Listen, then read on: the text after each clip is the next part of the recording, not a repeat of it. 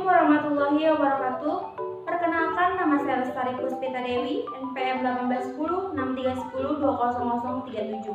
Saya mahasiswa manajemen Fakultas Ekonomi Universitas Singapura Bangsa Karawang 2018. Jadi, di sini saya akan memaparkan materi mengenai tentang pengantar manajemen sumber daya manusia. Apa itu manajemen sumber daya manusia? Menurut Lestari, 2021 mengatakan bahwa manajemen sumber daya manusia adalah suatu proses untuk melakukan kegiatan perencanaan, pengadaan, pengembangan, pemeliharaan, serta penggunaan sumber daya manusia dengan menggunakan beberapa fungsi dan kegiatan secara efektif dan efisien.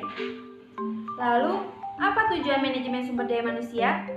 Jadi, tujuan manajemen sumber daya manusia itu untuk meningkatkan kontribusi bagi para pekaryawan, organisasi secara etis, strategik, dan bertanggung jawab sosial.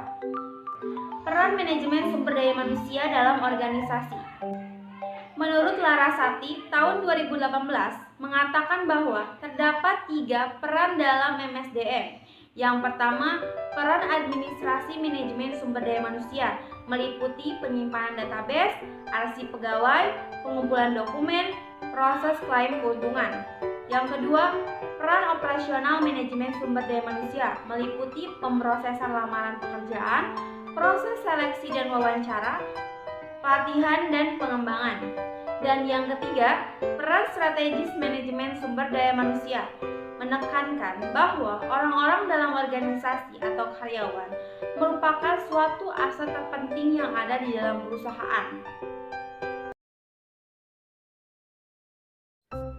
PT Pelabuhan Indonesia 2 Persero atau yang dikenal dengan PT Pelindo II adalah sebuah perusahaan badan usaha milik negara yang bergerak pada bidang logistik, yaitu berupa pengembangan dan pengelolaan pelabuhan.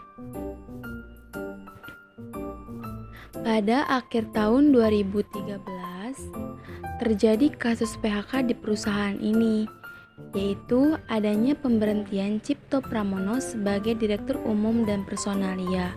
Pengunduran diri ini juga memicu 21 orang pejabat dan 1 direktur lainnya. Mereka merasa tidak sejalan dengan keputusan pimpinan yang dapat menjerumuskan mereka ke dalam tindak pidana, yaitu Richard Joslino sebagai direktur utama. Permasalahan yang kedua, perusahaan tidak mau membayar hak-hak normatif karyawan berupa kompensasi, bonus, tunjangan, dan gaji. Solusi yang diberikan kepada perusahaan: 1. Melakukan mediasi, 2. Melakukan musyawarah, 3. Membayar hak-hak normatif, 4. Meminta bantuan kepada dinas terkait, 5. Memperkerjakan karyawan kembali.